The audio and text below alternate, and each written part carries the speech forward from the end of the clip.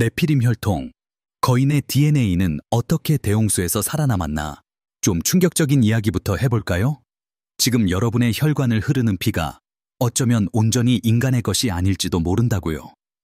1947년 샌디에이고에서 새로운 주택단지 기초공사를 하던 건설 노동자들이 장비가 갑자기 예상치 못한 곳을 뚫고 들어갔습니다. 거대한 지하 공간이었죠.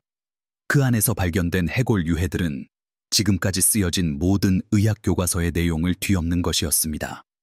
그 뼈들은 인간형 생명체의 것이었지만 대퇴골만 해도 1.2m, 4피트가 넘었죠.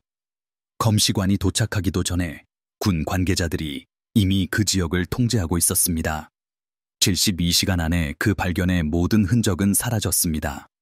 노동자들은 침묵하도록 위협받았고요. 그 지하 공간은 콘크리트로 채워졌습니다. 공식 보고서에는요, 가스관 보수 작업이었다고 합니다. 하지만 그들이 묻을 수 없었던 것이 있습니다. 그 노동자들 중 3명은 수십 년 동안 뼈 조각들을 지하실에 숨겨두었습니다. 1998년, 그들 중 1명이 마침내 용기를 내어 독립적인 DNA 검사를 의뢰했습니다. 결과는 너무나 충격적이어서 연구실은 발표를 거부했습니다. 수석 유전학자는 다음 주에 직장을 그만두고 아이슬란드의 외딴 마을로 이주했고, 그녀는 여전히 현미경 아래에서 무엇을 보았는지에 대해 말하기를 거부하고 있습니다. 이건 공상과학이 아닙니다. 이것은 인류 역사에서 무언가 치명적인 것이 숨겨져 왔다는 증거의 거대한 테피스트리 중 한 조각일 뿐입니다. 고대 성경 텍스트와 현대의 유전적 이상 현상, 설명되지 않는 고고학적 발견과 정부의 은폐, 그리고 전 세계적인 대홍수와 결코 죽지 않는 혈통을 연결하는 무언가 말이죠. 더 나아가기 전에 여러분께 한 가지 부탁이 있습니다. 인간의 기원에 대해 여러분이 알고 있다고 생각하는 모든 것을 잊어버리세요. 제가 여러분께 공유할 이야기는 받아들여진 역사, 종교적 교리, 그리고 과학적 합의의 근간 자체를 뒤흔들 것이기 때문입니다. 그리고 이 여정의 끝까지 저와 함께 하신다면 왜 강력한 기관들이 이 정보를 수세기 동안 숨기려고 애써왔는지 이해하게 될 것입니다. 하지만 먼저 모든 것이 진정으로 시작된 곳, 즉 하늘과 땅의 경계가 오늘날보다 훨씬 더 투과성이 높았던 시대로 여러분을 데려가겠습니다. 고대 히브리어 성경 창세기 6장에는 모든 종교 문헌 중 가장 수수께끼 같은 구절 중 하나가 담겨 있습니다. 이 구절은 하나님의 아들들이 사람의 딸들을 보고 저항할 수 없을 정도로 아름답다고 생각했던 시대를 이야기합니다. 이들은 평범한 존재가 아니었습니다. 사용된 원래 히브리어 용어는 베네 엘로힘으로 성경 전체에서 일관되게 신성한 존재, 특히 천사들을 지칭합니다. 신학은 2000년 동안 이 이야기를 완화시키고 은유나 오역으로 재해석하려고 노력해왔습니다. 하지만 본문은 놀랍도록 명확합니다. 이 신성한 존재들은 지구로 내려왔고 혼자 온 것도 아니었고 순수한 의도를 가지고 온 것도 아니었습니다. 그들은 욕망을 가지고 왔습니다. 그들의 마음속에는 반역이 있었습니다. 그리고 그들은 인류의 유전 코드를 영원히 바꿀 수 있는 능력을 가지고 왔습니다. 이 타락한 천사들이 인간 여인들을 아내로 삼았을 때 그들의 자손은 세상이 이전에 보지 못했던 존재였습니다. 성경은 그들을 네피림의 네필림이라고 부르는데, 이는 타락한 자들 또는 더 문자적으로는 다른 사람들을 넘어지게 하는 자들로 번역됩니다. 하지만 다른 고대 문헌들은 훨씬 더 충격적인 세부 정보를 제공합니다. 초기 기독교인들이 경전으로 여겼고 지금도 에티오피아 정교회에서 정경으로 인정하는 에녹서 Book of Enoch는 이 존재들을 소름 끼치도록 상세하게 묘사합니다. 그들은 거인이었습니다. 하지만 그것은 그들의 기형 중 가장 눈에 띄는 측면에 불과했습니다. 에녹서에 따르면 그들은 맨손으로 돌을 부술 수 있는 힘을 가지고 있었습니다. 그들의 키는 천사 혈통의 순수성에 따라 4.5m에서 9m, 30피트에 달했습니다. 하지만 그들의 육체적 특성보다 더 무서운 것은 그들의 본성이었습니다. 그들은 포식자였습니다. 그들은 동물뿐만 아니라 인간도 잡아먹었습니다. 그들은 피를 마셨습니다. 그들은 인류에게 금지된 지식을 가르쳤는데 여기에는 전쟁 기술, 무기, 유혹을 위한 화장품, 그리고 가장 치명적으로는 유전자 조작의 비밀이 포함되어 있었습니다. 고대 세계는 도덕적, 유전적 타락으로 빠져들고 있었습니다. 네피림은 단순히 인간들 사이에서 살았던 것이 아니라 인간과 적극적으로 교배하여 희석되었지만 여전히 강력한 초자연적 DNA를 가진 혼혈 세대들을 만들고 있었습니다. 인류의 유전자 풀은 체계적으로 오염되고 있었습니다. 이것은 단순히 영적인 의미의 죄에 관한 것이 아니었습니다. 이것은 하나님이 설계하신 틀, 즉 인간 게놈의 문자적인 타락에 관한 것이었습니다. 그리고 이것은 바이러스처럼 모든 대륙으로 퍼져나가고 있었습니다. 고고학적 증거는 이 존재들이 왕국을 세우고 오늘날까지도 엔지니어들을 당황하게 하는 거석 구조물을 건설했으며 철권으로 인간 집단을 지배했음을 시사합니다. 이집트의 피라미드부터 바알백의 거대한 석조물, 남아메리카의 복잡한 사원부터 태평양 섬 곳곳에 흩어진 신비로운 유적까지 우리는 고대 인류가 달성하기 불가능해 보이는 건축 기술을 봅니다. 하지만 만약 그들이 직접 달성한 것이 아니라면 어떨까요? 이 행성에서 유래하지 않은 지식을 가진 존재들의 지시 아래 지어진 것이라면요. 하나님이 내려다보시고 자신의 창조물이 어떻게 되었는지 보셨을 때 성경은 그가 인류를 만드신 것을 후회하셨다고 말합니다. 이 말의 무게를 한번 생각해 보세요. 전지하신 우주의 창조주가 지구가 어떻게 변했는지 보시고 유일한 해결책은 완전한 전멸이라고 결정하신 것입니다. 하지만 유전적 혈통이 순수하게 유지된 한 가족이 있었습니다. 노아와 그의 직계 가족은 네피림 혈통과 혼인하지 않았습니다. 노아를 묘사하는 히브리어 구절은 특히 중요합니다. 그는 그 세대의 온전한 자였다고 하는데 학자들은 이것을 도덕적으로 온전했을 뿐만 아니라 유전적으로도 흠이 없었다고 점점 더 해석하고 있습니다. 그의 DNA는 여전히 순수한 인간의 것이었고 천사들의 침범으로 오염되지 않았습니다. 그래서 하나님은 그에게 방주를 만들라고 명령하셨습니다. 순수한 인류의 남은 자와 동물 왕국을 구하기 위함이었죠. 반면 다른 모든 것은 신성한 심판의 홍수에 휩쓸려 사라질 것이었습니다. 홍수가 닥쳤습니다. 40일 밤낮으로 하늘에서 물이 쏟아져 내리고 깊은 곳에서 터져 나왔습니다. 모든 산봉우리가 덮였습니다. 방주 밖에 있던 모든 호흡하는 생물은 멸망했습니다. 성경 본문은 절대적인 언어로 말합니다. 모든 것이 죽었습니다. 모든 거인, 모든 혼혈, 모든 타락한 존재는 하나님의 진노의 물속에 잠겼습니다. 모든 것이 깨끗하게 지워졌습니다. 인류는 노아의 가족으로부터 순수하고 오염되지 않은 채 다시 시작될 것이었습니다. 이야기는 여기서 끝이죠. 맞죠?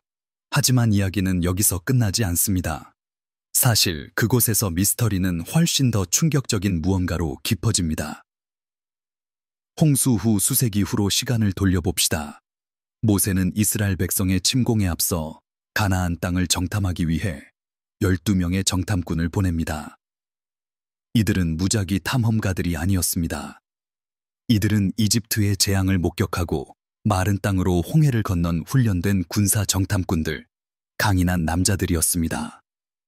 그들은 과장이나 집단 환각에 빠지기 쉬운 사람들이 아니었습니다. 하지만 그들이 돌아왔을 때 12명 중 10명은 완전히 겁에 질려 있었습니다. 그들의 보고는 민수기 Book of Numbers에 기록되어 있으며 그들이 사용하는 언어는 충격적입니다. 그들은 이렇게 말했습니다. 우리가 정탐한 땅은 그곳에 사는 사람들을 삼키는 땅입니다. 우리가 그곳에서 본 모든 백성은 거구입니다.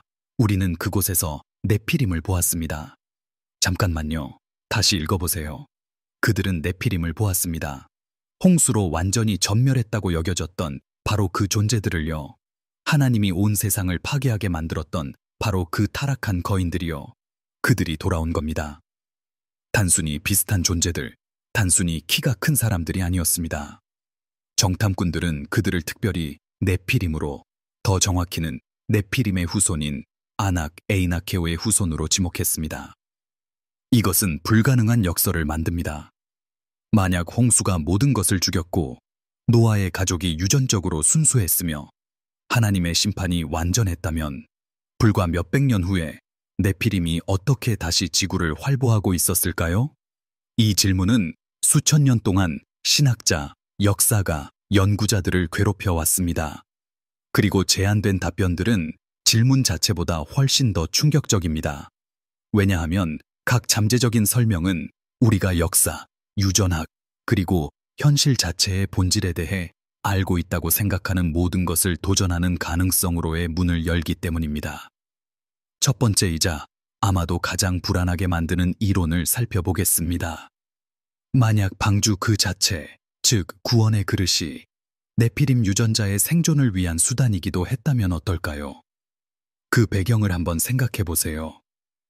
노아에게는 셈, 쉔, 하엠, 에이쳔, 야베스, 디아페스이라는 세 아들이 있었습니다. 각자는 홍수가 오기 전에 결혼했습니다. 성경은 이 여인들에 대해 아무것도 알려주지 않습니다. 정경에는 이름도 혈통도 기원 이야기도 없습니다. 그들은 그저 노아의 아들들의 아내들로 언급될 뿐입니다. 홍수 이후의 모든 인류의 어머니가 될 익명의 여인들이었죠. 야셀의 책 Book of Jasher으로 알려진 고대 유대 문헌은 성경이 생략한 흥미로운 세부 사항들을 제공합니다. 이 문헌은 이 결혼들이 방주가 완성되기 직전에 서둘러 주선되었다고 언급합니다. 왜 서둘렀을까요? 전통적인 해석은 단순히 하나님의 타이밍이었다고 말합니다. 하지만 다른 이유가 있었다면 어떨까요?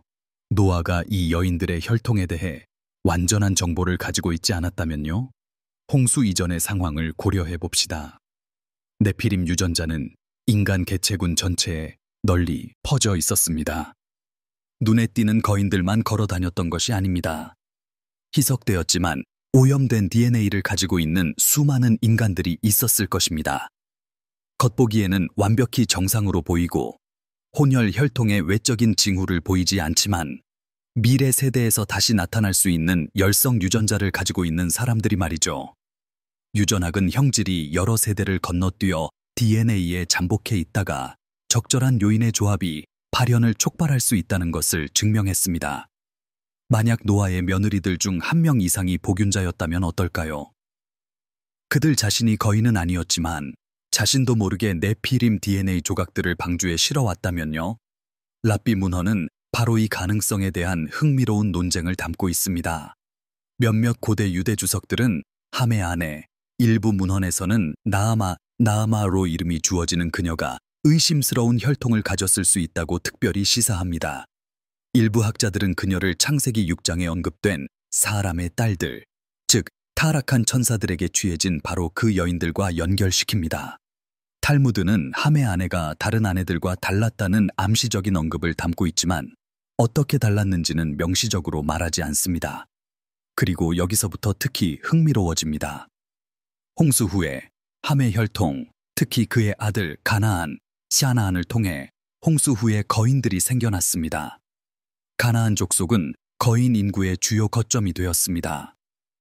아낙 자손, 에이나킴, 르바임, 오리파임, 에밈, 예밈 등 이 모든 거인 부족들은 노아의 손자인 가나안에게서 그들의 조상을 찾았습니다. 그것은 우연이 아닙니다. 그것은 일정한 패턴입니다. 하지만 함에게서 멈추지 않습니다. 족보를 주의 깊게 살펴보면 노아의 세 아들의 혈통 모두에서 특이한 인물들이 나타나는 것을 발견할 수 있습니다. 홍수 후 용맹한 사냥꾼이자 최초의 제국 건설자로 묘사되는 니므로스 애님로디은 함의 후손이었습니다.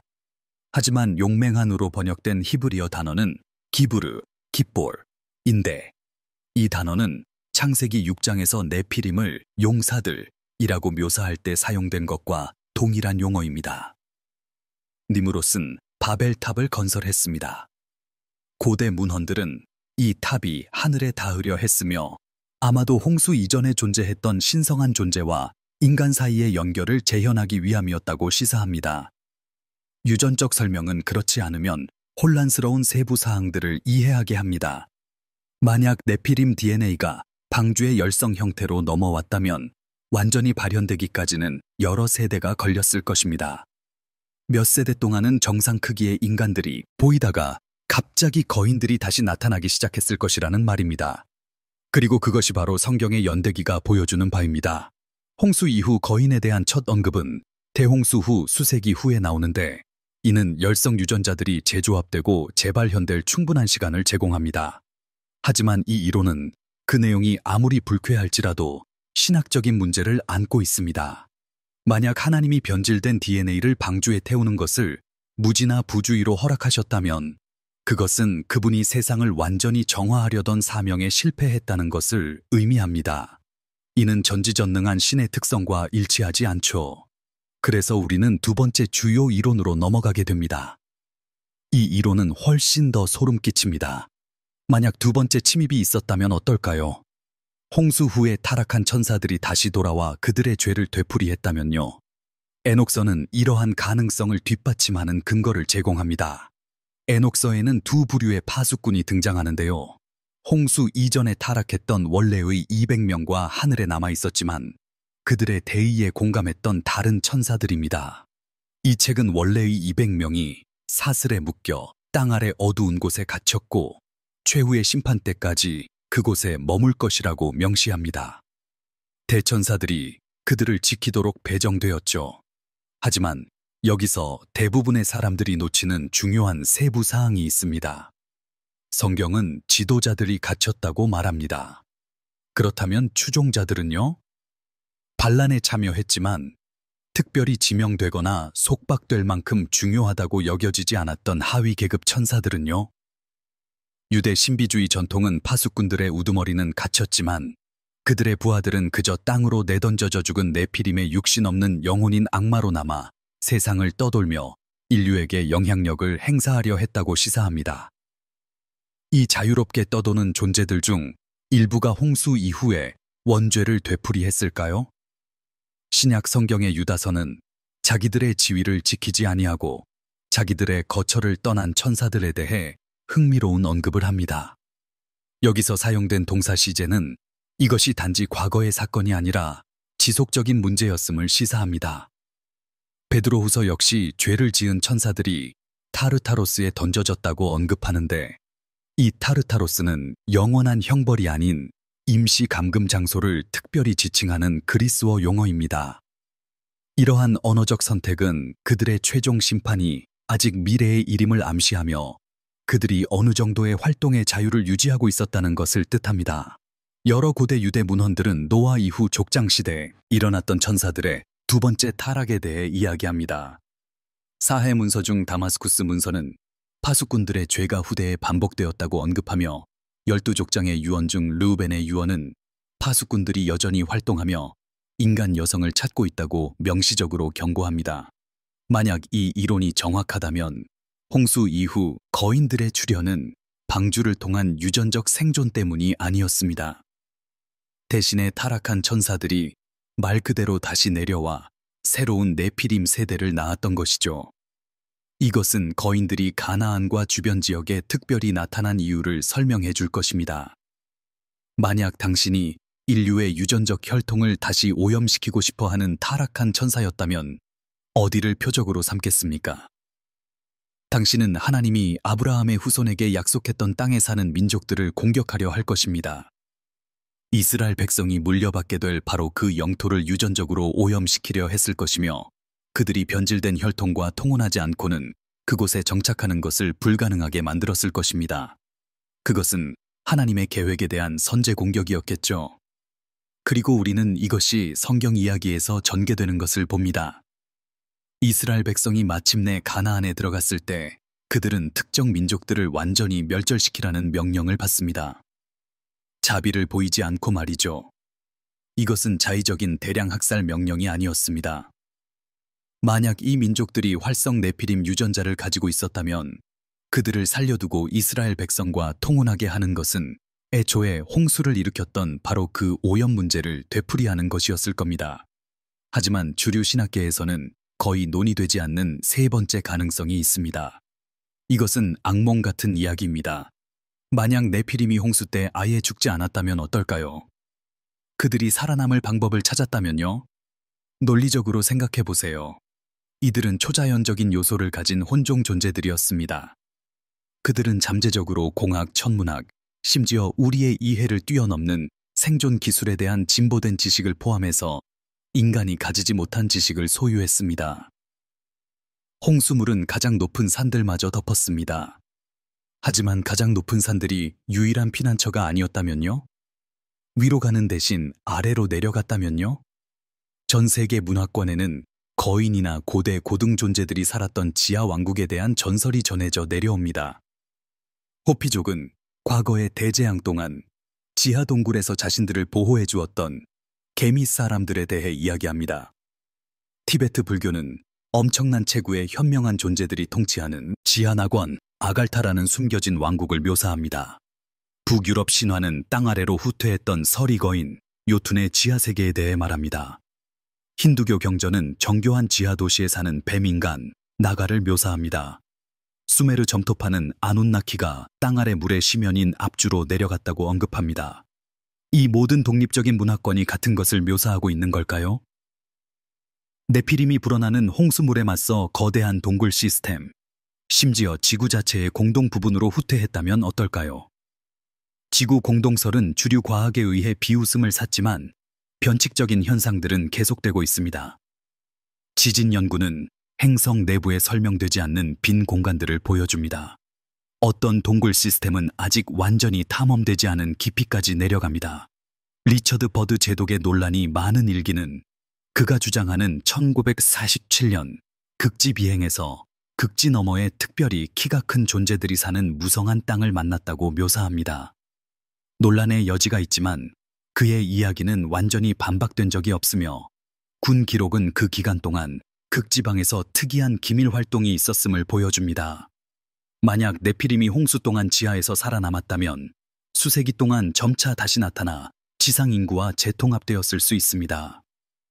이것은 거인 전설이 중동뿐만 아니라 전 세계적으로 나타나는 이유를 설명할 것입니다. 모든 문화권에는 산, 동굴에서 나타나거나 지구 자체에서 솟아나는 것처럼 보이는 엄청난 크기의 존재들과의 만남에 대한 이야기가 있습니다. 네바다주의 러브록 동굴 발견은 고립된 사건이 아닙니다. 1800년대와 1900년대 초의 신문 기록 보관소에는 건설 프로젝트, 광산 채굴 작업, 고고학 발굴 중에 발굴된 거인 골격 유해에 대한 보고서들로 가득합니다. 1883년 스미소니언 박물관의 연례 보고서 자체에 펜실베이니아 전역의 고분에서 발견된 7.9피트에 달하는 거인 유골의 발견이 기록되어 있습니다. 1911년 네바다 리뷰 마이너는 러브록 발견에 대해 광범위하게 보도했는데 여기에는 뼈, 유물, 심지어 붉은 머리카락을 가진 미라화된 유해에 대한 자세한 설명이 포함되어 있습니다. 1931년 F. 브루스 러셀이라는 판사는 러브록 근처 마른 호수 바닥에서 거인 유골을 발견했다고 기록했는데 그 유골의 두개골은 특이한 이중치열을 보여주었으며 이는 네피림을 묘사하는 특정 고대 문헌에서 언급되는 특징입니다. 하지만 정말 이상한 점은 이 유해들 대부분이 사라졌다는 것입니다. 추가 연구를 위해 스미소니언 박물관으로 보내진 것으로 알려졌지만 연구자들이 나중에 이에 대해 문의했을 때 박물관은 어떠한 기록도 존재하지 않는다고 주장했습니다. 2014년 대한 연구자들의 거세지는 압력에 직면하여 스미소니언은 거인 골격 유해를 소유한 적이 없다고 부인하는 공식 성명을 발표했습니다. 하지만 전직 직원들은 그렇지 않다고 주장하며 나섰습니다. 선서 증언에서 여러 명의 은퇴한 스미소니언 직원들은 1800년대 후반과 1900년대 초반에 인간 진화의 통념에 맞지 않는 비정상적인 골격 유해를 조용히 폐기하는 체계적인 정책이 있었다고 설명했습니다. 특히 상세한 증언 중 하나는 그의 할아버지가 1930년대 스미소니언의 보관시설에서 일했다고 주장하는 한 남자로부터 나왔습니다. 그는 지하에 제한된 구역에 있는 거대한 상자들을 묘사했는데 그 상자들에는 분명히 인간형이지만 훨씬 큰 뼈들이 들어있었다고 합니다. 그가 그것들에 대해 묻자 그는 그것들이 국가 안보상의 이유로 기밀로 분류되었다는 말을 들었습니다. 거인 유골이 왜 국가 안보 문제일까요? 그것들의 존재는 인류 역사의 완전한 제작성을 강요할 것이기 때문입니다. 주류 학계가 신화로 치부해왔던 고대 문헌들을 입증할 것이고요. 진화론과 특정 종교적 해석 모두에 도전하는 인류 기원에 대한 불편한 질문들을 제기할 것입니다. 그리고 가장 충격적인 것은 인류가 먹이사슬의 최상단에 혼자 있지 않을 수도 있다는 것을 시사할 것이라는 점입니다. 역사 내내 숨어 있다가 주기적으로 나타나 인간 문명과 교류해 온 다른 무언가가 우리와 이 행성을 공유해 왔다는 것을 말이죠. 전 세계에 흩어져 있는 거석 구조물들을 생각해 보세요. 레바논의 바알베크는 각각 1,500톤이 넘는 무게의 주춧돌을 특징으로 합니다. 현대 크레인으로는 그것들을 들어 올릴 수 없습니다. 볼리비아 푸마풍쿠의 정밀한 절단 기술은 돌 사이에 종이 한 장도 들어갈 수 없을 정도로 틈이 없는 이음새를 만듭니다. 이스터섬 모아이 석상의 운송은 기존 이론으로는 설명되지 않습니다. 기자의 대피라미드에는 특정 별들과 정확히 일치하도록 각도 조절된 통로들이 있는데 이는 고대 이집트인들에게는 없었다고 여겨지는 천문학적 지식을 요구합니다. 이러한 건축물에 필요한 공학적 기량은 고대 인간 기술을 초월하는 능력을 가진 건축가들을 시사합니다. 하지만 154 30피트의 키에 초자연적인 힘과 진보된 지식을 가진 존재들이 이 프로젝트들을 지휘했다면 갑자기 그것들은 설명 가능해집니다. 고대 예술 작품들은 흥미로운 뒷받침을 제공합니다. 수메르 원통형 인장은 그들의 신, 아눈나키를 숭배하는 인간들보다 훨씬 큰 존재로 묘사합니다. 이집트 신전의 부조는 파라오와 신들을 그들의 하인들보다 훨씬 큰 규모로 일관되게 보여줍니다. 전 세계 여러 동굴 벽화에는 거대한 크기의 인간형 형상들이 일반 크기의 인간들과 상호작용하는 모습이 나타납니다. 비평가들은 이것들을 예술적 과장이나 권력의 상징적 표현으로 치부합니다. 하지만 고대 예술가들이 단지 그들이 실제로 본 것을 묘사하고 있었다면 어떨까요? 그들이 종교적 상징이 아니라 역사적 기록을 만들고 있었다면요? 네 번째 이론은 초자연 현상 연구자들마저 불편하게 만드는 영역으로 들어갑니다. 만약 네피림이 육체적으로는 전혀 살아남지 못했지만 영적으로는 살아남았다면 어떨까요? 만약 그 존재들 자체가 홍수 때 죽었지만 그들의 본질 중 일부가 지속되었다면요. 에녹서는 이것을 직접적으로 다룹니다. 네피림이 죽었을 때 그들의 영혼은 인간의 영혼처럼 사후세계로 가지 않았다고 말합니다. 대신에 그들은 육신 없는 악한 영, 즉 악마가 되어 최후의 심판 때까지 세상을 떠돌도록 저주받았다고 합니다. 이 육신 없는 존재들은 숙주를 찾아 육체적인 형태로 더 이상 만족시킬 수 없는 욕망을 채우기 위해 인간을 홀리거나 영향을 미치려 할 것입니다. 이 이론은 악마 빙이라는 개념 전체를 재정의합니다. 이 틀 안에서 악마는 타락한 천사 그 자체가 아니라 죽은 네피림의 불안정한 영혼들입니다. 그들은 영역 사이에 갇힌 혼종 존재들로서 그들의 이중적인 본성, 즉 일부는 천사이고 일부는 인간이어서 천국이나 전통적인 사후세계로 들어갈 수 없기 때문에 제대로 죽을 수 없는 존재들이라는 것입니다. 초기 기독교 문헌들은 이 해석을 지지합니다. 솔로몬의 유언은 악마를 육체적인 형태로 돌아가려 애쓰는 이전의 거인들이라고 묘사합니다. 유대 신비주의 전통은 천사도 인간도 아닌 그 중간에 있는 악한 영인 셰딤에 대해 이야기하는데 이는 네피림의 자손에 대한 묘사와 일치합니다. 수천 명의 육신 없는 네피림 영혼들이 지구를 배회하며 영향력을 행사하고 때로는 빙의를 시도한다면 이는 모든 문화권에 걸쳐 지속적으로 전해지는 악마 활동의 전설들을 설명해 줄 수 있습니다. 빙의 상태에서 초자연적인 힘을 발휘하거나 배운 적 없는 언어를 구사하거나 도저히 알 수 없는 지식을 보여주는 사례들 말이죠. 모든 주요 종교의 구마의식 관련 문헌들은 놀랍도록 유사한 현상들을 묘사하고 있는데 이는 문화적 배경과 상관없이 그들이 동일한 유형의 존재들과 마주하고 있음을 시사하죠. 하지만 여기서부터 정말 소름 돋는 이야기가 시작됩니다. 만약 이 영혼들이 인간에게 영향을 미치는 유일한 방법이 빙의가 아니라면 어떨까요? 만약 그들이 유전자 자체를 조작할 수 있다면요? 최첨단 후성 규전학 연구는 흥미로우면서도 불안한 사실을 발견했습니다. DNA는 돌연변이뿐만 아니라 환경적 요인, 경험, 심지어 심리적 상태에 의해서도 변형될 수 있다는 것입니다. 이러한 변형은 자손에게 전달될 수 있으며 이는 트라우마, 행동 패턴, 그리고 잠재적으로는 영적인 만남조차도 여러 세대에 걸쳐 지속되는 유전적 표지를 남길 수 있다는 것을 의미합니다. 이를 세대를 거쳐 전해지는 후선 유전적 유전, Transgenerational Epigenetic Inheritance 이라고 하는데 이는 유전에 대한 우리의 이해를 혁신하고 있습니다. 이제 이 개념을 네피림 시나리오에 적용해 보세요. 그들의 물리적 DNA가 홍수로 파괴되었다고 해도 그들이 된 영적인 존재들이 후선 유전학적 수준에서 인간의 유전자에 영향을 미칠 수 있다면 어떨까요? 만약 장기간의 접촉, 애착 또는 빙의를 통해 그들이 인간 DNA를 점진적으로 변형시켜 원래 형태와 유사한 특징을 다시 발현시킬 수 있다면요? 이는 때때로 인류 집단에서 나타나는 미스터리한 유전적 변칙들을 설명할 수 있을 겁니다. 예를 들어, 거인증은 보통 뇌하수체 질환으로 치부되지만 이전에 가족력이 전혀 없던 가문에서 갑자기 나타났다가 다시 사라지는 경우가 존재합니다.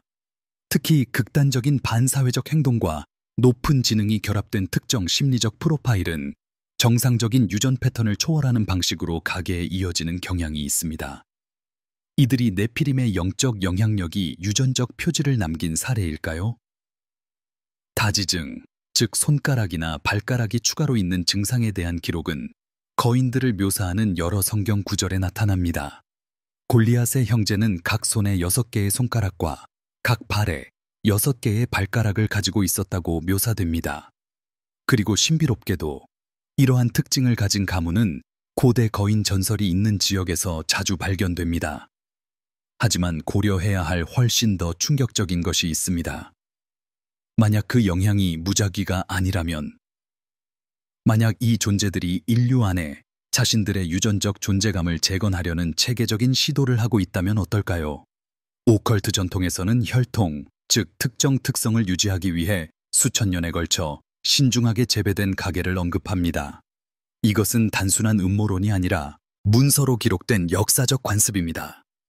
유럽 왕실은 혈통의 순수성을 보존하기 위해 상세한 가계 기록을 유지했습니다. 비밀 결사들은 혈통을 기반으로 입회 요건을 두기도 합니다. 특정 종교 및 신비주의 단체들은 대홍수 이전, 즉 홍수 이전 시대로 거슬러 올라가는 고대 혈통을 보존한다고 주장합니다. 프랑스의 메로빙거 왕조는 신성한 혈통의 후손이라고 주장했습니다. 합스부르크 가문의 턱은 선택적 교배를 통해 신중하게 보존된 유전적 특징이었습니다. 바빌로니아 시대부터 중세 유럽에 이르기까지 신비주의 학파들은 특정 혈통이 특별한 영적 또는 초자연적 잠재력을 지니고 있다고 주장했습니다. 만약 그들이 틀리지 않았다면, 만약 그들이 현대 과학이 이제 막 재발견하기 시작한 유전학과 영적 유전에 대해 무언가를 이해하고 있었다면 어떨까요? 만약 이 혈통들이 그토록 신중하게 보호된 이유가 그들이 실제로 비인간 DNA의 잔재를 포함하고 있었거나 네피림의 영적 영향에 특히 취약했기 때문이라면요. 모두가 궁금해하지만 언급하기 꺼리는 문제에 대해 이야기해보죠. 현대 DNA 검사는 수백만 명의 사람들에게 접근 가능해졌습니다. 회사들은 유전적 표지를 분석하고 조상을 추적하며 유전된 특성을 식별합니다.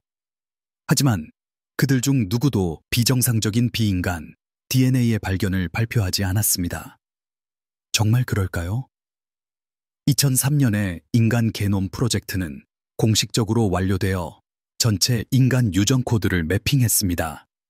하지만 그 결과는 유전학자들이 널리 알리지 않은 놀라운 사실들을 포함하고 있었습니다.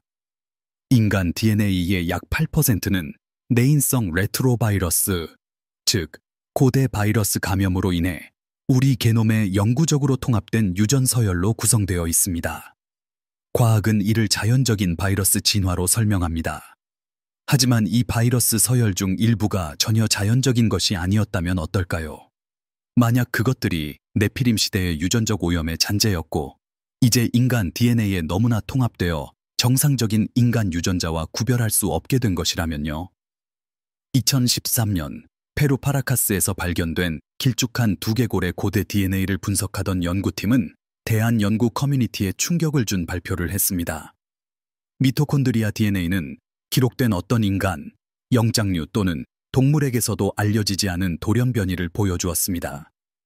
이 발견은 그 개체들이 완전히 호모 사피엔스가 아니었음을 시사했습니다. 주류 과학은 이 연구를 오염된 샘플이라고 일축했습니다. 하지만 연구실은 그들의 방법론을 고수했고 결과는 반복 가능했습니다. 극도로 길쭉한 두개골을 가진 이 해골 모양 자체는 알려진 어떤 인위적 두개골 변형 사례와도 일치하지 않습니다. 뼈 구조가 다르고 봉합 패턴이 비정상적이며 두개골 용량은 정상적인 인간이 가질 수 있는 것보다 훨씬 큽니다. 이들이 고립된 남아메리카 인구에서 살아남은 네피림의 후손일까요? 더 최근에는 특정 인구 집단에서 설명할 수 없는 유전적 표지가 발견되었습니다. 시베리아에서 발견된 손가락뼈에서 얻은 데니소바인 게놈은 호모 사피엔스와 네안데르탈인 모두와 유전적으로 구별되는 인류 집단을 보여주었습니다. 멜라네시아인과 호주 원주민은 최대 5%의 데니소바인 DNA를 가지고 있습니다. 그런데 여기서 이상한 점이 있습니다. 데니소바인 게놈이 시사하는 신체적 특징은 비정상적으로 큰 키와 견고한 체격의 개체를 나타냅니다. 일부 파편들은 알려진 어떤 호미니드보다 훨씬 큰 턱 구조를 시사합니다. 데니소바인이 멸종하기 전에 고립된 환경에서 인간과 이종 교배한 네피림 잔존 개체였을까요? RH 음성 혈액형은 또 다른 유전적 미스터리를 제시합니다. 약 15%의 인간이 이 인자를 가지고 있는데 이는 그들의 혈액에 영장류와 대부분의 다른 인간에게서 발견되는 단백질이 없다는 것을 의미합니다. RH 음성 혈액의 진화적 기원은 알려져 있지 않습니다. 명확한 조상적 선례 없이 특정 인구 집단에서 갑자기 나타납니다. RH 음성 혈액을 가진 사람들은 약간 다른 생리적 특성을 가지고 있는데 여기에는 평균적으로 낮은 천, 높은 IQ, 전자기장에 대한 비정상적인 민감성이 포함됩니다. 그들은 또한 영적인 경험과 초자연적인 만남의 발생률이 현저히 높습니다. 일부 밀교 서클의 전설은 RH 음성 혈액이 신들의 후손, 즉 네피림의 후손을 의미한다고 주장합니다. 여기에 어떤 진실이 있을까요? 아니면 단순히 유전적 부동, 드리프트이 신비주의적 관점을 통해 잘못 해석된 것일까요? 골리앗에 대해 이야기해봅시다. 그의 이야기는 단순한 약자의 승리담보다 훨씬 더 중요하니까요. 성경은 그를 6 큐빗과 한 뼘이라고 묘사하는데 이는 약 2.97m, 9피트 9인치 정도의 키라고 번역됩니다. 그것은 단순히 아주 키가 큰 인간이 아니라 정상적인 인간 생리에서는 생물학적으로 불가능한 키입니다. 그 정도 키라면 뼈 밀도가 비정상적으로 높지 않은 한 골격 구조는 자체 무게로 무너질 것입니다. 심장은 비범한 심혈관 개조 없이는 뇌로 혈액을 효과적으로 펌프질할 수 없을 겁니다. 근육 시스템은 완전히 다른 지렛대 역학을 필요로 할 것입니다. 골리앗은 인간의 키 스펙트럼에서 단지 이례적인 존재가 아니라 완전히 다른 범주의 존재였습니다. 그리고 그는 혼자가 아니었습니다. 성경은 그의 친척인 다른 4명의 거인들을 언급하며 모두 전사였고 모두 비슷한 비범한 크기를 가지고 있었습니다. 다윗이 골리앗과 싸웠을 때 그는 이를 단순한 군사적 대결로 보지 않았습니다. 그는 특히 이 할례받지 않은 블레셋 사람에 대해 주님을 불렀는데 이 용어는 단순한 종교적 모욕 이상의 더 깊은 의미를 담고 있었습니다. 히브리 사상에서 할례는 하나님과 아브라함의 후손 사이의 언약을 의미했습니다. 할례받지 않은 전사는 그 언약 밖에 있는 것, 즉 인류를 위한 하나님의 계획의 일부가 아닌 것을 나타냈습니다. 다윗은 자신이 단지 거대한 병사와 싸우는 것이 아니라 홍수 이전의 타락한 존재의 잔재, 홍수 이후의 세계에 존재해서는 안 되는 유전적 혐오스러운 존재와 맞서고 있음을 이해했습니다. 그의 승리는 단순히 군사적으로 중요한 것이 아니라 영적, 유전적으로도 중요했습니다. 이는 다윗으로 대표되는 순수한 인간 혈통이 골리앗으로 대표되는 타락한 네피림 혈통을 극복할 수 있음을 보여주었습니다. 이러한 맥락에서 이스라엘의 가나안 침공은 새로운 의미를 지닙니다.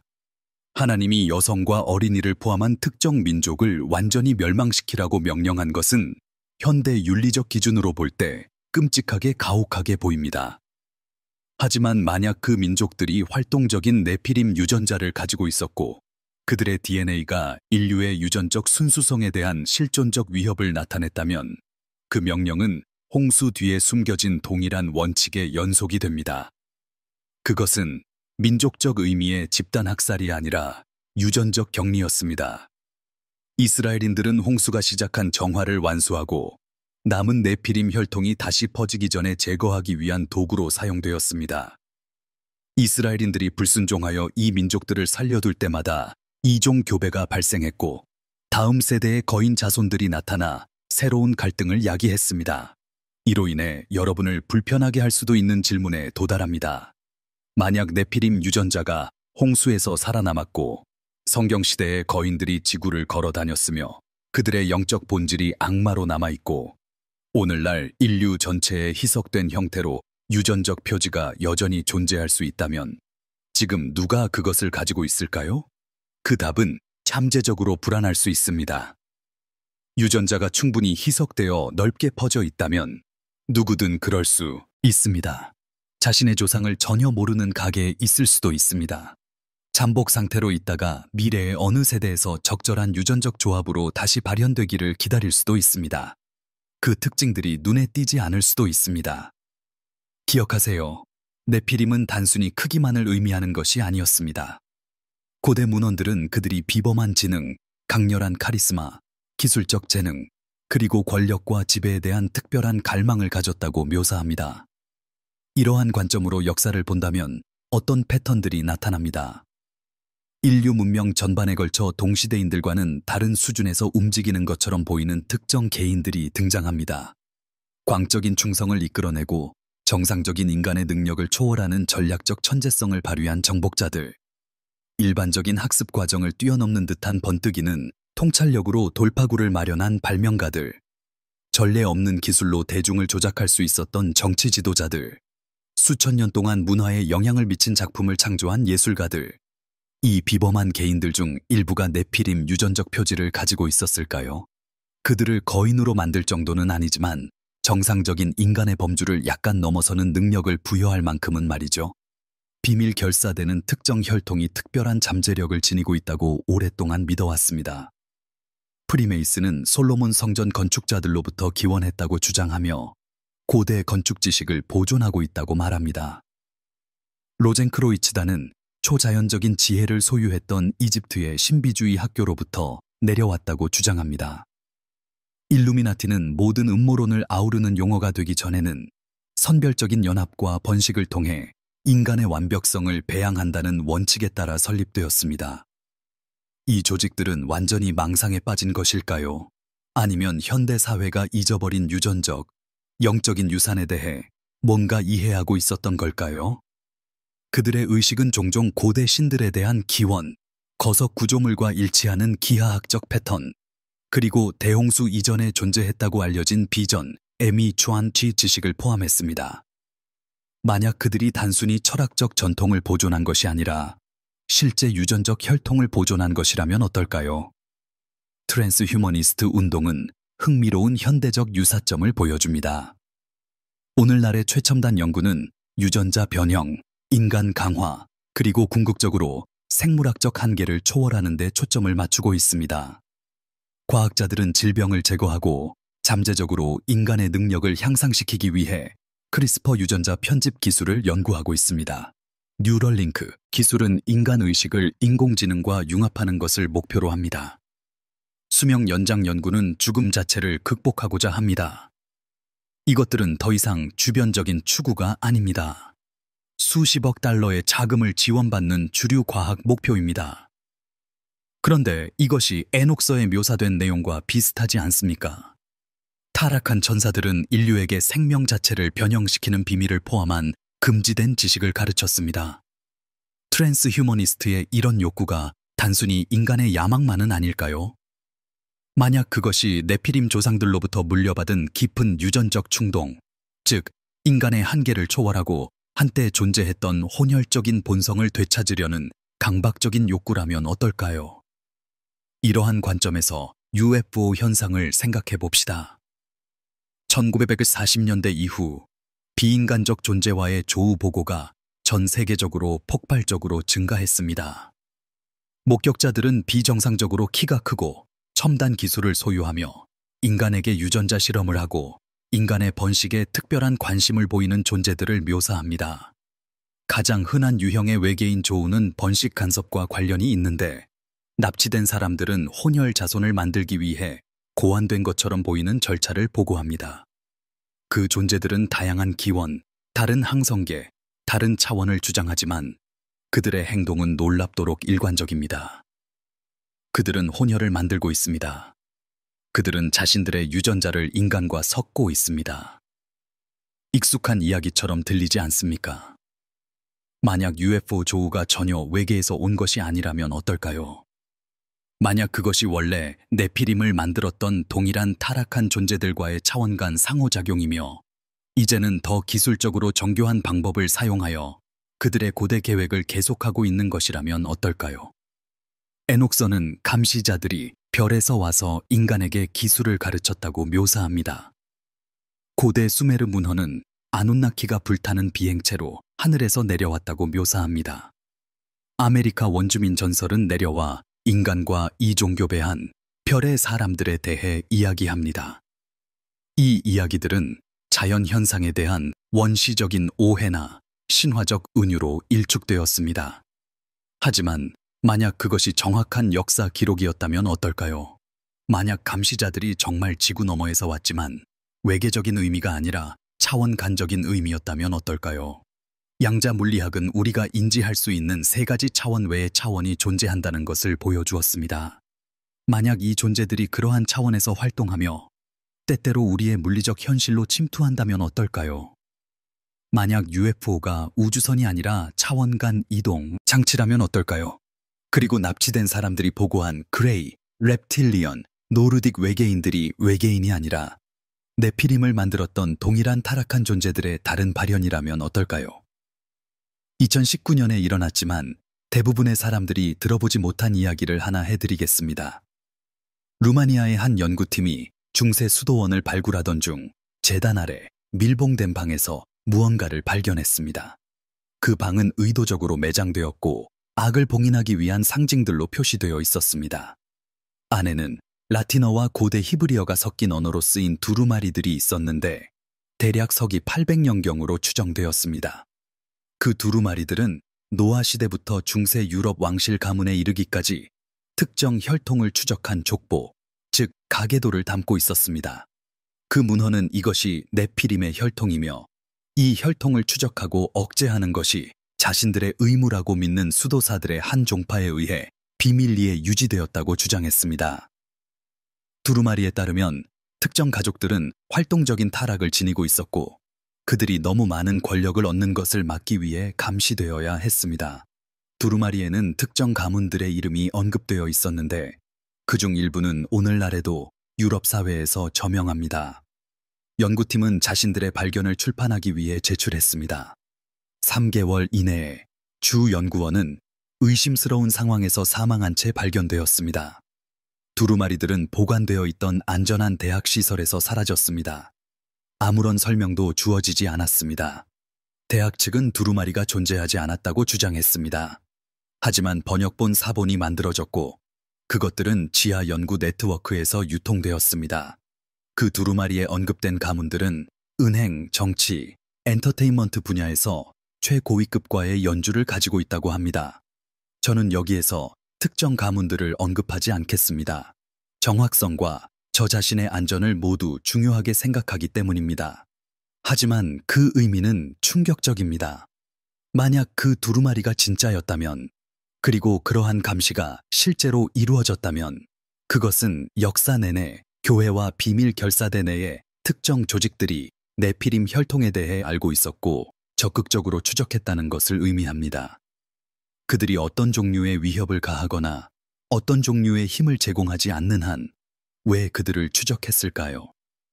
그리고 이 정보가 현대에 드러났을 때 격렬하게 억압당했다는 것은 무엇을 의미할까요? 우리 인류종의 잠재적인 유전적 타락에 대해 인류를 무지하게 유지하는 것으로 누가 이득을 볼까요? 진실이 드러나면 누가 손해를 볼까요? 성경의 예언 문학은 종말에 대한 흥미로운 단서들을 담고 있습니다. 예수님 자신도 마태복음 24장에서 흥미로운 말씀을 하셨습니다. 그분은 자신의 재림 전의 상황을 묘사하면서 노아의 때와 같이 인자의 임함도 그러하리라고 말씀하셨습니다. 대부분의 사람들은 이것을 일반적인 사악함과 대비 부족을 의미하는 것으로 해석합니다. 하지만 만약 그것이 더 구체적인 의미를 가지고 있다면 어떨까요? 대홍수 이전에 존재했던 동일한 유전적 타락이 최종 심판 이전에 다시 존재할 것이라는 의미라면 어떨까요? 다니엘서는 일부는 강하고 일부는 부서진 미래 왕국을 묘사하며 사람의 씨와 섞이려 할 것이라고 말합니다.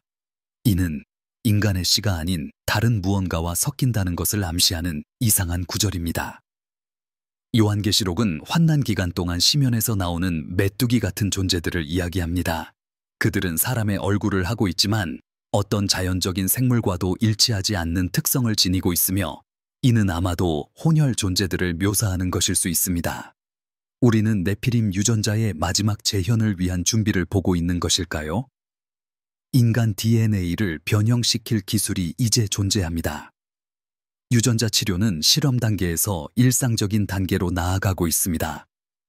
크리스퍼는 유전자 코드를 정밀하게 다시 쓸 수 있습니다. 합성 생물학은 아무것도 없는 상태에서 유기체를 만들 수 있습니다. 인공지능은 창조된 존재와 창조자 사이의 경계를 모호하게 만드는 수준에 도달하고 있습니다.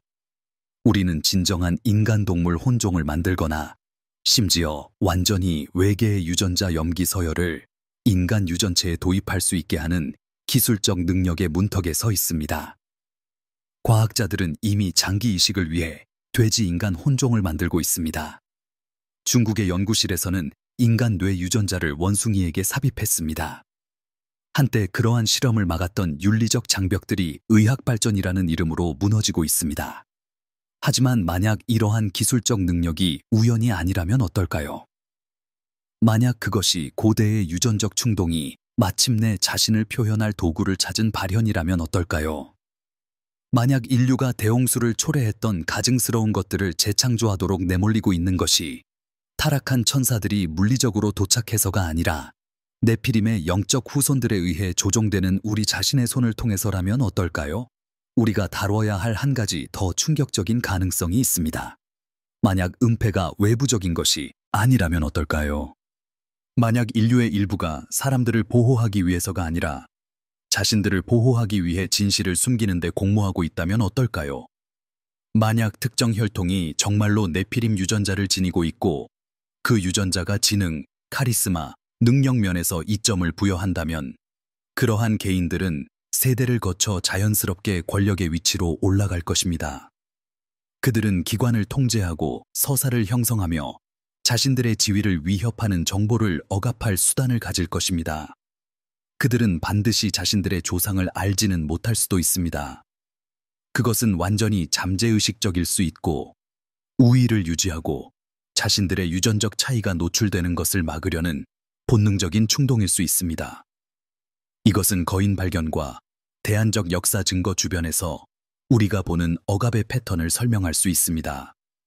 그것은 네피림의 비밀을 옹호하고 있다는 것을 아는 사람들의 의식적인 음모가 아닐 수도 있습니다. 그것은 희석된 네피림 유전자를 지닌 개개인들이 자신들에게 이득이 되는 현상 유지에 본능적으로 작용하고 순수한 인류와의 차이를 드러낼 증거를 숨기려 함으로써 만들어지는 자생적 패턴입니다. 이것이 편집증적인 추측처럼 들릴 수도 있지만 우리 세계에서 권력이 실제로 어떻게 작동하는지 생각해 보십시오. 역사 내내 엘리트 계층은 자신들의 통치를 정당화하기 위해 신성한 권리, 우월한 혈통 또는 특별한 운명을 일관되게 주장해왔습니다. 만약 그러한 주장들 속에 한 조각의 진실이 숨겨져 있었다면 어떨까요? 만약 특정 가문들이 정말로 네피림 조상들로부터 물려받은 유전적 이점을 가지고 있었고 만약 그러한 이점들이 그들을 자연스럽게 통제하는 위치로 이끌었다면 어떨까요? 그러면 시스템은 스스로 영속될 것입니다. 해당 유전자를 지닌 사람들은 자신들의 차이가 드러나는 것을 막기 위해 정보, 교육, 과학적 탐구를 통제함으로써 자연스럽게 스스로를 보호할 것입니다. 우리는 이것이 부, 정치 또는 사회적 조건화에 관한 것이라고 듣습니다. 하지만 가장 깊은 차원에서는 이것이 유전자와 4,000년 전에 제거되었어야 할 혈통의 지속에 관한 것이라면 어떨까요? 이제 제가 공유한 모든 것을 주변적인 음모론으로 완전히 치부하기 전에 스스로에게 다음 질문들을 던져보십시오. 거대한 골격 유해는 왜 계속해서 사라지는 걸까요? 우리는 현대 기술로도 복제할 수 없는 것의 구조물들이 왜 존재하는 걸까요? 모든 고대 문화는 왜 신성한 존재들이 인간과 이종교배했다고 묘사하는 걸까요? 성경 본문은 왜 네피림이 대홍수 이전과 이후 모두 존재했다고 명시하는 걸까요? 특정 족보 기록들은 왜 봉인되거나 기밀로 분류되는 걸까요? 현대 과학은 왜 고고학적 변칙 현상에 대한 대안적 설명을 진지하게 조사하기를 거부하는 걸까요? 그리고 가장 중요하게는 인류가 유전적으로 순수하지 않을 수도 있다는 생각이 과학계와 종교계 양쪽에서 왜 그렇게 본능적인 저항을 불러일으킬까요? 양쪽 모두 확인이 자신들의 세계관에 어떤 의미를 가져올지 두려워하기 때문일까요? 이 비디오를 여기까지 시청하신 분들이라면 이 정보를 가지고 무엇을 할 수 있는지 아실 자격이 있습니다. 첫째, 지식 그 자체가 강력하다는 것을 이해하세요. 이제 여러분이 이런 이론들이 존재한다는 것을 알고 이런 가능성들을 고려했다는 사실 자체가 여러분 주변의 세상을 해석하는 데 더 잘 대비되어 있다는 것을 의미합니다. 패턴을 주시하세요. 유전적 발견이 억압되고 고고학적 유물들이 사라지거나 대한 연구자들이 불신을 받는다는 이야기를 들을 때 진정으로 무엇이 걸려 있는지 스스로에게 질문해 보세요. 둘째, 두려움 때문이 아니라 지식 때문에 자신의 가계도를 조사하세요. 자신의 조상을 이해하는 것은 자신을 이해하는 맥락을 제공합니다. 만약 여러분의 가문에서 특이한 특성이나 능력이 대대로 이어져 내려온다면 이제는 적어도 그것들의 기원에 대한 대안적 설명을 고려해 볼 수 있습니다. 셋째, 유전자 변형 기술에 대해 신중해야 합니다. 약속은 항상 의학적 이점이지만 그 궤적은 인간이라는 것의 근본적인 변화를 향하고 있습니다. 네피림 서사를 이해하면 그것이 진정으로 진보인지 아니면 고대 실수의 반복인지 질문할 수 있는 틀을 얻게 됩니다. 이 미스터리로의 여정이 흥미로웠고 더 많은 증거, 더 많은 이론, 그리고 고대 문헌과 현대 발견 사이에 더 많은 연관성을 탐구하고 싶으시다면 지금 당장 해주셔야 할 일이 있습니다. 이 채널을 구독하고 알림벨을 눌러주세요. 왜냐하면 이것은 단지 시작일 뿐이기 때문입니다. 우리는 에녹서를 더 깊이 파고들어 감시자들과 그들의 처벌에 대해 실제로 무엇을 말하는지 알아볼 것입니다. 거인의 유해가 발견된 후 불가사의하게 사라진 특정 고고학 유적지들을 조사할 것입니다. 과학이 설명할 수 없는 현대의 유전적 이상 현상들을 살펴볼 것입니다. 그리고 역사를 통해 혈통을 추적하여 어떤 가문들이 이 고대 타락과 연결되어 있을 수 있는지 찾아볼 것입니다. 하지만 여러분이 참여해야만 이 콘텐츠를 계속 제작할 수 있습니다. 그러니 지금 당장 댓글을 남겨주세요. 어떤 이론이 가장 이치에 맞는지 말해주세요. 방주를 통한 유전적 생존이었을까요? 타락한 천사들의 두 번째 침입이었을까요? 홍수 동안의 지하 생존이었을까요? 아니면 악마적 빙의와 유전자 조작을 통한 영적 지속이었을까요? 여러분의 참여는 이것이 여러분에게 중요하다는 것을 알려주고 이 정보가 진실을 알 자격이 있는 더 많은 사람들에게 도달하도록 돕습니다. 네피림 혈통은 단지 고대 역사가 아닙니다. 그것은 우리가 인간 본성, 인간 잠재력, 그리고 인간의 미래를 이해하는 방식에 영향을 미치는 현재의 현실입니다. 문제는 거인들이 존재했느냐가 아닙니다. 증거는 압도적입니다. 문제는 그들의 유산이 우리 안에 지속되는지, 그들의 유전자가 현대 인구에 흐르고 있는지, 그리고 우리가 이전에 신의 심판을 불러온 실수를 다시 반복하려 하는지 여부입니다. 홍수는 땅을 정화했을지 모르지만 혈통을 정화하지는 못했습니다. 유전적으로든 영적으로든 혹은 둘 다를 통해든 무언가가 살아남았습니다. 그리고 그 무언가는 여전히 여기에 있고 여전히 영향을 미치고 있으며 기록된 역사 이전에 시작된 의제를 향해 여전히 일하고 있습니다. 여러분은 이제 대부분의 사람들이 결코 생각하지 않는 것을 알고 있습니다. 그 지식으로 무엇을 할지는 여러분의 선택입니다. 하지만 이것을 기억하세요. 노아 시대에는 비가 내리기 시작할 때까지 대부분의 사람들이 경고를 무시했습니다. 같은 실수를 하지 마세요. 징조들이 우리 주변에 있고 조각들이 제자리를 찾고 있으며 무엇인가가 오고 있는지가 아니라 언제 올 것인가입니다. 경계를 늦추지 말고 계속 질문하세요. 그리고 어떤 일이 있어도 그들이 거인들은 단지 신화이고 혈통은 단지 생물학일 뿐이라고 여러분을 설득하게 두지 마세요. 진실은 그것보다 훨씬 더 복잡하고 훨씬 더 위험합니다.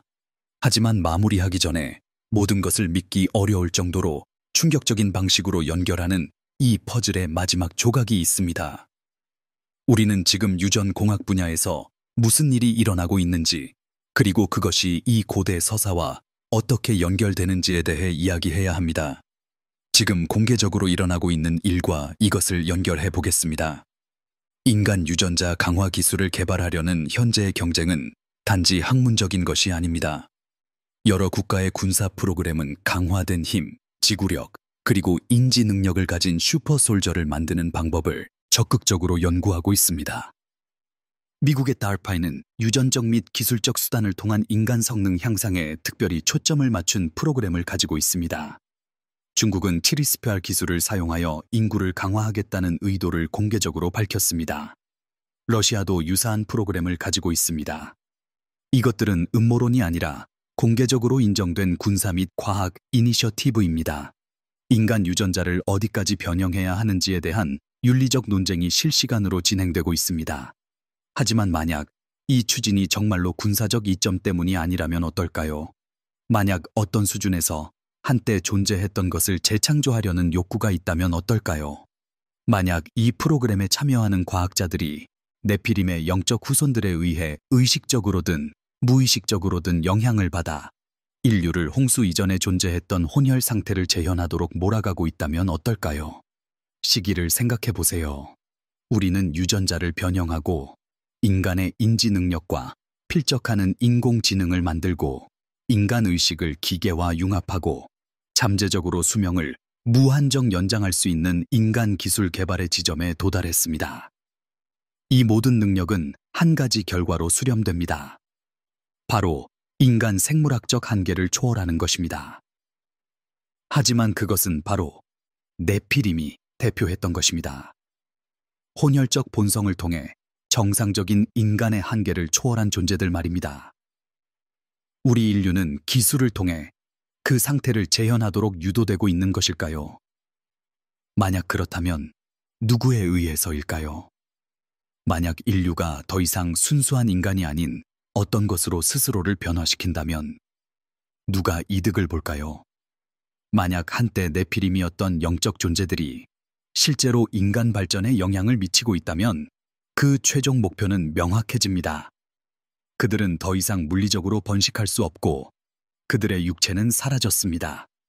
하지만 만약 그들이 인류를 유전적으로 스스로 변형하게 만들고 과학적 수단을 통해 혼혈을 만들도록 조작할 수 있다면 그들은 동일한 결과를 얻게 됩니다. 직접적인 번식을 통해서가 아니라 우리 자신의 손을 통해 인간 유전체를 타락시키고 우리 스스로의 타락에 우리를 공모자로 만듭니다. 성경 서사도 이것에 대해 경고합니다. 요한계시록은 인류가 짐승을 숭배하고 그의 표를 받을 때를 묘사하는데 그 표는 어떤 식으로든 그들을 근본적으로 변화시킵니다.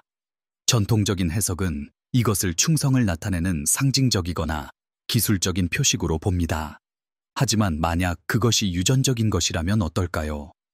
만약 짐승의 표가 사실상 인간 DNA를 비인간적 요소를 포함하도록 변형시키는 유전자 변형, 본질적으로 네피림 혼혈 상태를 재현하는 것이라면 어떨까요? 그것을 받는 사람들은 하나님의 설계에서 더 이상 완전한 인간이 아니며 따라서 구원받을 수 없습니다. 극단적으로 들리겠지만 네피림 서사를 이해하고 홍수의 전체 목적이 유전적 타락을 제거하는 것이었다는 것을 이해한다면 그 타락이 다시 임계점에 도달했을 때 최종 심판이 올 것이라는 것은 완벽하게 이치에 맞습니다. 그리고 우리는 그것을 가능하게 할 기술을 개발하고 있습니다. 이제 여러분 중 일부를 불편하게 만들 이야기도 해볼까요? RH 음성 혈액형에 대해 더 자세히 이야기해 봅시다. 왜냐하면 여기에서 유전학이 정말 구체적으로 나타나기 때문입니다. RH 음성 혈액은 진정한 생물학적 미스터리입니다. 명확한 진화적 선례 없이 인간 개체군에서 갑자기 나타납니다. 스페인과 프랑스의 바스크족 인구에서 가장 흔하며 일부 지역에서는 최대 35%에 달합니다. 바스크어 자체는 고리버, 즉 다른 어떤 알려진 어족과도 관련이 없습니다. 바스크족은 주변 유럽 인구와 구별되는 독특한 유전적 표지를 가지고 있습니다. 그들의 민속은 거인들의 이야기, 하늘에서 내려온 고대 신들의 후손이라는 이야기로 가득합니다. 우연일까요? 아니면 네피림 조상의 유전적 기억일까요? RH 음성 혈액을 가진 사람들은 특정 현상 발생률이 더 높다고 보고됩니다. 증가된 직관력, 심령 경험, 전자기장에 대한 특이한 민감성, 평균보다 낮은 천, 평균보다 높은 IQ, 그리고 흥미롭게도 성공적으로 복제될 수 없는 능력입니다. 과학자들이 RH 음성 혈액세포를 복제하려고 시도할 때 RH 양성 혈액보다 훨씬 더 높은 비율로 실패합니다. 왜일까요? 그 유전 코드에는 무엇이 다를까요? 비전 연구자들은 오랫동안 RH 음성 혈액이 네피림의 후손을 나타낸다고 주장해왔습니다. 그 이론은 이렇습니다. 네피림은 천사와 인간 유전자의 혼혈이었습니다. 천사들은 영적인 존재이므로 RH 인자를 가지고 있지 않을 것입니다. 왜냐하면 그것은 영장류에서 발견되고 지구적 진화를 통해 발달한 단백질이기 때문입니다. 만약 천사의 DNA에 이 인자가 부족했다면 그들의 자손은 RH 음성이었을 것입니다. 수천 년에 걸쳐 이 혈통이 일반 인구와 섞이면서 RH 음성 인자는 희석되겠지만 특히 고립된 인구 집단에서 계속 존재할 것입니다. 그것을 지닌 사람들은 아무리 멀어도 원래 혼혈 혈통의 유전적 후손일 것입니다. 이제 주류 유전학은 RH 음성 혈액을 해롭지도 이롭지도 않아 유전적 부동을 통해 지속된 돌연변이로 설명하며 이 주장을 완전히 일축합니다. 그러나 그 패턴은 의심스럽습니다. RH 음성 개인은 모든 인종에 존재하지만 가장 고대 유럽 혈통을 가진 인구 집단에서 농도가 가장 높습니다. 그리고 역사적으로 그런 인구 집단은 신성하거나 초자연적인 존재와의 상호작용에 대한 가장 강력한 전통을 가지고 있습니다. RH 부적합성이라는 의학적 미스터리도 있습니다. RH 음성인 산모가 RH 양성 아기를 가질 때 그녀의 몸은 때때로 태아를 이물질로 간주하여 공격합니다. 의학적 개입 없이는 아기를 죽음에 이르게 할 수 있습니다. 생물학적으로 이것을 생각해 보세요. 왜 엄마의 몸이 자기 자신의 아이를 거부할까요? 진화 생물학은 왜 그렇게 파괴적인 특성이 지속되는지 설명하기 위해 고군분투합니다. 하지만 RH 음성 혈액이 비인간적인 원천에서 유래했다면 그 거부는 이치에 맞습니다. RH 음성 산모의 면역 체계는 RH 양성 아기의 혈액에서 이물질을 인식합니다. 그녀의 유전 코드에 따르면 거기에 있어서는 안 되는 무언가를 말이죠. 그것은 자기 아이를 거부하는 것이 아니라 변형된 혈통의 순수한 인간 유전자가 재도입되는 것을 거부하는 것입니다. 이 해석은 논란의 여지가 있고 과학적 검증이 부족하지만 네피림 이론이 맞다면 그 패턴에 부합합니다. 이번 에피소드를 조사하면서 제가 겪었던 개인적인 이야기를 하나 해드릴게요. 사라라고 부를 한 여성에게서 연락이 왔는데 그녀는 자기 가족이 수백 년 전으로 거슬러 올라가는 비밀 기록들을 보관해왔다고 주장했어요. 이 기록에 따르면 그녀의 가족은 십자군 전쟁에 참전했던 중세 기사의 후손이래요. 하지만 그 가문의 역사에는 대중에게는 결코 알려지지 않았던 이상한 세부 사항들이 담겨 있었죠. 가족이 보관해온 그 기사의 일지에는 예루살렘 아래 동굴에서 거대한 존재들을 마주쳤다는 내용이 쓰여 있었어요. 그는 자신과 동료들이 죽은 것이 아니라 잠들어 있는 듯한 시신들이 담긴 방들을 발견했다고 기록했죠. 그 시신들은 보통 사람 키의 2배였고 피부는 거의 반투명할 정도로 이상한 질감을 가지고 있었다고 해요. 기사는 시신 하나를 옮기려 했을 때 그 시신이 눈을 떴다고 적었어요. 눈은 파충류처럼 수직 동공을 가지고 있었다고 묘사되었고요. 기사와 그의 부하들은 공포에 질려 도망쳤고 기사는 남은 생애 동안 예루살렘 아래에 무엇이 놓여 있는지 교회 당국에 경고하려 애썼어요. 하지만 그는 미쳤다는 이유로 무시당했고 이단 설파죄로 결국 파문당했죠. 사라는 제게 이 일지들의 사진을 보내왔어요. 언어는 중세 프랑스어였는데 제가 고문서학 전문가에게 의뢰해서 진위 여부를 확인했어요. 그 전문가는 해당 페이지들이 정확한 시기에 작성되었고 현대 위조의 흔적이 없다고 확인해 주더군요. 하지만 여기서 소름 끼치는 부분이 있어요. 제가 그 문서들을 받은 지 2주 후에 사라는 제 메시지에 더 이상 답장하지 않았어요. 그녀의 소셜미디어 계정들은 활동을 멈췄고요. 제가 다시 연락을 시도했을 때 그녀의 이메일은 존재하지 않는다고 반송되었죠. 마치 그녀가 사라진 것만 같았어요.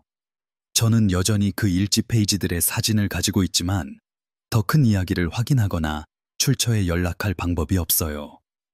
이것을 어떻게 받아들이실지는 여러분의 몫입니다. 사라의 이야기처럼 이런 일들은 흔합니다. 네피림 증거를 너무 깊이 파고드는 연구자들은 조기에 생을 마감하거나 대중 앞에서 사라지는 섬뜩한 패턴을 보입니다. 연구를 침묵시키려는 적극적인 음모가 있다고 말하는 건 아니지만 이런 패턴은 존재하고 우리는 그것을 인정해야만 합니다.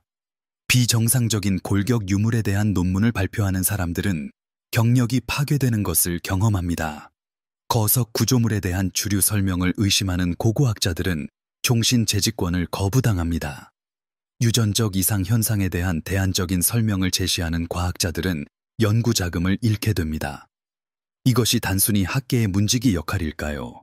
아니면 더 체계적인 무언가가 벌어지고 있는 걸까요? 네피림 유전자의 확인이 신학, 역사학, 인류학, 유전학 등 여러 분야의 근본적인 가정을 뒤엎을 것이라는 점을 고려하면 제도적인 저항은 이해가 됩니다. 인류 기원에 대한 완전한 제작성을 강요하는 사람이 되고 싶어 하는 사람은 아무도 없죠. 전문가로서의 위험 부담이 너무 크기 때문입니다. 하지만 그 이상으로 만약 특정 혈통이 정말로 네피림 유전자를 가지고 있고 그 혈통이 권력의 자리에 올랐다면 제도적인 저항은 단순히 학술적인 것에 그치지 않습니다. 그것은 폭로될 이들의 자기 보존인 거죠. 디지털 시대는 정보를 완전히 억압하기 어렵게 만들었지만 동시에 진실을 소음 속에 파묻어버리기도 쉽게 만들었습니다. 거대 골격이나 유전적 이상에 대한 진짜 증거가 하나 드러날 때마다 진짜 발견의 신뢰를 떨어뜨리기 위해 종종 의도적으로 수십 개의 가짜 정보가 쏟아져 나옵니다. 1869년에 입증된 사기극인 유명한 카디프 거인은 누군가 거인 발견을 언급할 때마다 마치 하나의 입증된 가짜가 다른 모든 주장을 무효화하는 것처럼 들먹여집니다. 터무니없이 거대한 골격의 포토샵 이미지들이 소셜미디어에 돌면서 모든 거인 골격 이야기가 인터넷상의 조작으로 치부되기 쉽게 만듭니다. 하지만 그 소음 속에 묻혀 있는 것은 1900년대 초의 진짜 사진들입니다. 기록신문에 실렸던 이 사진들은 정상적인 인간이라고 하기에는 너무 큰 두개골과 뼈들을 보여줍니다. 그런 진짜 사진들은 명백한 가짜들과 함께 묶여서 이 모든 주제가 우스꽝스러운 것으로 전락해버리죠. 그것은 의도적인 것입니다.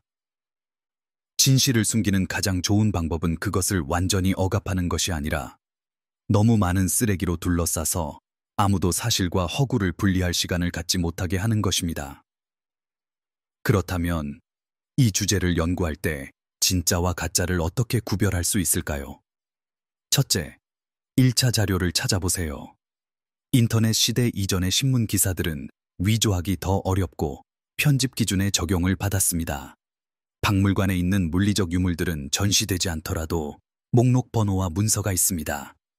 논란의 여지가 있더라도 검증된 학술 연구는 동료 검토를 거치며 방법론을 검토할 수 있습니다. 둘째, 독립적인 출처들에서 나타나는 패턴을 찾아보세요. 수많은 바다로 분리된 10개의 다른 문화권이 모두 유사한 존재와 유사한 사건을 묘사한다면 이는 공통된 기원이 있거나 모두가 목격했던 공통된 현실이 있었음을 시사합니다. 셋째, 돈과 권력을 추적하세요. 누군가 어떤 주제에 대한 조사를 막는데 막대한 투자를 하고 있다면 그 이유를 물어보세요. 만약 그것이 사실로 밝혀진다면 그들은 무엇을 잃게 될까요? 마지막으로 여러분 자신의 분별력을 사용하세요. 여러분은 인류 역사상 그 어떤 이전 세대보다 더 많은 정보에 접근할 수 있습니다. 고대 문헌들을 직접 읽어보세요. 증거를 살펴보세요. 스스로 결론을 내리세요. 권위 있는 인물들이 무엇이 진짜이고 무엇이 아닌지 말해주는 것에 전적으로 의존하지 마세요.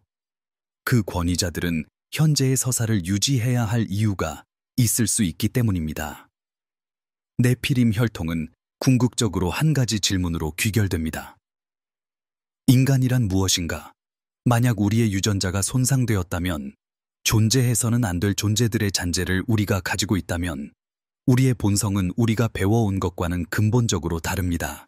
이것은 단지 학술적인 문제가 아닙니다. 이는 우리의 능력, 한계, 잠재력, 그리고 운명을 어떻게 이해하는지에 영향을 미칩니다. 만약 일부 인간이 다른 인간보다 더 많은 네피림 유전자를 가지고 있다면 이는 환경과 교육을 초월하는 것처럼 보이는 인간 능력에 엄청난 차이를 설명할 것입니다. 이는 왜 어떤 가문들이 대대로 권력의 자리를 지배하는 것처럼 보이는지 설명할 것입니다. 이는 유물론적 과학이 설명할 수 없는 초자연적인 경험들을 설명할 것입니다. 그리고 이는 인간 기술 발전의 궤적을 단순히 자연적인 진보 이상으로 이해할 수 있는 틀을 제공할 것입니다. 우리는 무언가를 향해 밀려나고 있고 어떤 결과로 이끌리고 있습니다. 문제는 그 결과가 인간 잠재력의 실현을 의미하는지 아니면 신이 한때 파괴했던 가증스러운 존재의 재창조를 의미하는지 하는 것입니다. 한 가지 분명히 하고 싶은 점이 있습니다. 제가 제시한 어떤 단일 이론에 대한 결정적인 증거를 가지고 있다고 주장하는 것이 아닙니다. 제가 드리는 것은 하나의 틀, 즉 그렇지 않으면 무자귀적으로 보이는 데이터 포인트들을 연결하는 방식입니다. 거대 골격 유물, 거석 구조물, 유전적 이상, 고대 문헌, 현대의 은폐 작업들, 이 모든 것들은 기존의 설명보다는 네피림 서사의 렌즈를 통해 볼 때 더 큰 의미를 가집니다. 그것이 반드시 사실이라는 의미는 아니지만 진지하게 고려할 가치가 있게 만듭니다. 그리고 주류 기관들이 그러한 고려를 적극적으로 막는다는 사실 자체가 의문을 제기해야 합니다. 진실은 보호를 필요로 하지 않습니다. 진실은 면밀한 조사를 견딜 수 있습니다. 공격적인 방어와 검열을 요구하는 것은 거짓말과 불완전한 서사들입니다.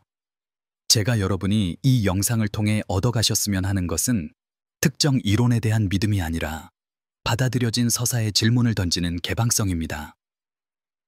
역사는 살아남은 자들과 권력을 가진 자들에 의해 쓰입니다. 만약 네피림 혈통이 살아남아 권력의 자리에 올랐다면 우리가 배워온 역사는 그들이 우리에게 배우기를 원했던 역사입니다. 우리에게 보여지는 유물들은 그들이 보존하기로 선택한 유물들입니다. 자금을 지원받는 연구는 그들의 서사를 지지하는 연구입니다. 그것이 모든 대안 이론을 옳게 만드는 것은 아니지만 우리가 공식적인 이야기를 면밀한 검토 없이 단순히 받아들일 수는 없다는 의미입니다. 거인들은 존재했습니다. 그 증거는 너무 광범위하고 일관적이어서 전적으로 무시할 수 없습니다. 문제는 그들이 무엇이었는지, 어디에서 왔는지, 그리고 그들의 유산이 계속 이어지는지 여부입니다. 저는 여러분에게 여러 가지 가능성을 제시했습니다. 유전자는 방주를 통해 살아남았습니다. 홍수 후에 두 번째 침략이 일어났습니다. 그들은 지하 또는 얼음 속에서 살아남았습니다. 그들의 영혼은 악마로 남아 인류에게 영향을 미치고 있습니다. 아니면 이 모든 요소들의 조합일 수도 있습니다. 각 이론은 그것을 뒷받침하는 증거와 해결해야 할 문제들을 가지고 있습니다.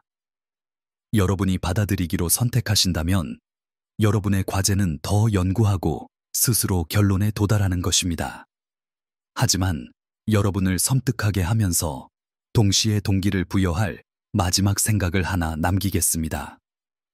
만약 네피림 혈통이 정말로 살아남았고 희석된 형태로 인간 개체군 전체에 걸쳐 지속된다면 여러분도 그 복균자일 수 있습니다. 그리고 만약 그렇다면 그것이 반드시 저주인 것만은 아닙니다. 기억하세요. 네피림은 유명한 강자들로 묘사되었습니다. 그들은 정상적인 인간의 한계를 넘어서는 능력을 가지고 있었습니다. 만약 여러분이 그런 유전자를 가지고 있다면 희석된 형태일지라도 다른 사람들이 따라잡기 힘들어하는 여러분이 가진 능력들을 설명할 수 있을 겁니다. 이는 왜 여러분이 항상 다르다고 느꼈는지, 왜 다른 사람들이 보지 못하는 것을 인식하는지, 왜 미스터리와 금지된 지식에 이끌리는지 설명할 수 있을 겁니다. 문제는 여러분이 유전자를 가지고 있는지 여부가 아닙니다. 왜냐하면 지금쯤이면 그 유전자들이 얼마나 희석되고 널리 퍼졌을지를 고려하면 아마도 여러분도 어느 정도는 가지고 있을 테니까요. 문제는 그것을 어떻게 활용하느냐입니다. 여러분은 그 유전자가 원래 네피림에서 나타났던 부정적인 방식, 즉 폭력, 지배, 부패로 발현되도록 내버려 둘 것인가요? 아니면 여러분이 가질 수 있는 어떤 향상된 능력들을 의식적으로 긍정적인 목적을 향해 이끌어갈 것인가요? 유전자는 운명이 아닙니다. 그것은 잠재력입니다. 그 잠재력이 어떻게 발현될지는 선택에 달려 있습니다. 자, 이제 여러분의 행동을 촉구합니다. 이 비디오를 그냥 보고 잊어버리지 마세요. 이 정보를 가지고 스스로 확인해 보세요. 제가 언급한 출처들을 연구해 보세요. 러브록 동굴 발견에 대해 찾아보고 원본 신문 기사들을 찾아보세요. 에녹서를 읽고 그것이 실제로 무엇을 말하는지 확인해 보세요. 거석 구조물 사진들을 살펴보고 구리 도구를 가진 고대 인류가 그것들을 만들었다고 정말로 믿는지 스스로에게 솔직하게 물어보세요. 자신의 가계도를 연구하고 가족 역사에서 패턴이나 이상 현상을 찾아보세요. 하지만 가장 중요한 것은 이 정보를 들을 준비가 된 다른 사람들과 공유하는 것입니다. 알고리즘은 이런 콘텐츠에 불리하게 작용합니다. 유튜브는 받아들여진 서사에 도전하는 비디오를 홍보하지 않습니다. 광고주들을 불안하게 만들기 때문이죠. 이것이 더 많은 사람들에게 도달하는 유일한 방법은 여러분이 적극적으로 공유하고 이 주제에 대해 개방적인 친구나 가족과 대화를 나누는 것입니다. 아직 구독하지 않으셨다면 이 채널을 구독해주세요. 우리는 이제 막 시작했으니까요. 다음 에피소드들에서는 에녹서와 그것이 밝히는 파수꾼들의 처벌과 그들의 지속적인 영향력에 대해 심층적으로 다룰 것입니다. 우리는 바알베크와 그 불가능한 기초석들을 시작으로 특정 고고학 유적지들을 조사할 것입니다. 유럽 왕실 가문들의 가계도를 추적하고 공식 역사들이 숨기려 하는 연결고리들을 보여드릴 것입니다. 하지만 여러분이 참여해 주셔야만 제가 이 콘텐츠를 계속 제작할 수 있습니다. 그러니 지금 바로 좋아요 버튼을 눌러주세요. 어떤 이론이 여러분에게 가장 공감을 주었는지 댓글로 알려주시거나 이 주제와 관련된 어떤 경험을 하셨다면 공유해 주세요. 네피림 혈통은 신화가 아닙니다. 현대 생활과는 전혀 관련 없는 고대 역사도 아니고요. 우리의 과거와 현재를 연결하고 미래를 가리키는 숨겨진 연결고리입니다. 홍수 이전에 인류를 타락시켰던 바로 그 세력들이 여전히 활동하며 여전히 작용하고 여전히 같은 결과를 향해 나아가고 있습니다. 유전학을 통해서든 영적인 존재를 통해서든 기술을 통해서든 또는 인간의 야망을 조작하는 것을 통해서든 목표는 같습니다. 바로 인류를 타락시키고 구원을 막고 더 이상 하느님의 형상으로 만들어지지 않은 존재들을 만들어내는 것입니다. 우리는 이전 어떤 세대보다 노아의 시대와 유사한 시대를 살고 있습니다. 우리는 우리 자신의 유전자를 변형할 기술을 가지고 있습니다. 우리는 기계와 융합할 능력을 가지고 있습니다. 우리는 인간성을 초월하여 신이 될 수 있다고 생각하는 오만함을 가지고 있습니다. 그러나 인류가 자신의 힘으로 신성에 도달하려 할 때마다 심판이 뒤따랐습니다.